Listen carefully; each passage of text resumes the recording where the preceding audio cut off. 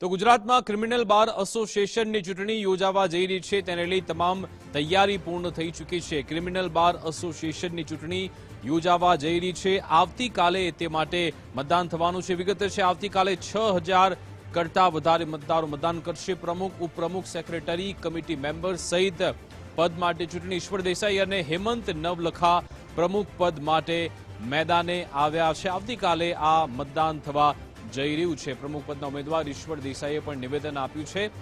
Parking અને બેઠક વ્યવસ્થાનો ઉકેલ લાવીશું તેવું ઈશ્વર દેસાઈ તરફથી કહેવામાં આવ્યું હતું।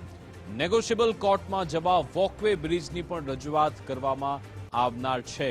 સાથે સાથે વકીલો માટે હેલ્થ પોલિસી લાગુ કરવા પણ અમે કામ કરીશું તેવું પણ આશ્વાસન આપવામાં આવ્યું હતું। અમદાવાદ ક્રિમિનલ કોર્ટમાં જે સૌથી મોટો પ્રશ્ન છે, જુનિયર વકીલ મિત્રો તથા અમુક સિનિયર વકીલોની જે બેઠક વ્યવસ્થા છે, એ મોટો સરકતો પ્રશ્ન છે। મારો પ્રાયોરિટી સૌથી જુનિયર વકીલો મિત્રોને બેઠક વ્યવસ્થા અને તેમના નાના નાના પ્રશ્નોની હાડમારી દૂર થાય તેવો સૌ પ્રથમ પ્રયત્ન રહેશે। ખાસ કરીને આ ચૂંટણી જ્યારે યોજાઈ રહી છે ત્યારે ઇન્ફ્રાસ્ટ્રક્ચર માળખાકીય સુવિધાઓની એક મુદ્દાની વાત કરી આપી, બીજા અન્ય એવા કયા મુદ્દાઓ છે જેને આવનારા ટર્મમાં ધ્યાનમાં લેવાના છે? એવું છે કે અત્યારે હાલ આધુનિક ટેકનોલોજીનો જમાનો છે, તેમાં અત્યારે હાલ જે અમારી લાઇબ્રેરી છે તેને ટોટલી આધુનિક બનાવવાનો મારો પ્રથમ પ્રયત્ન રહેશે, જેનાથી જુનિયર વકીલોને સારું ગાઈડન્સ મળે અને સારી સુવિધાઓ પ્રાપ્ત થાય।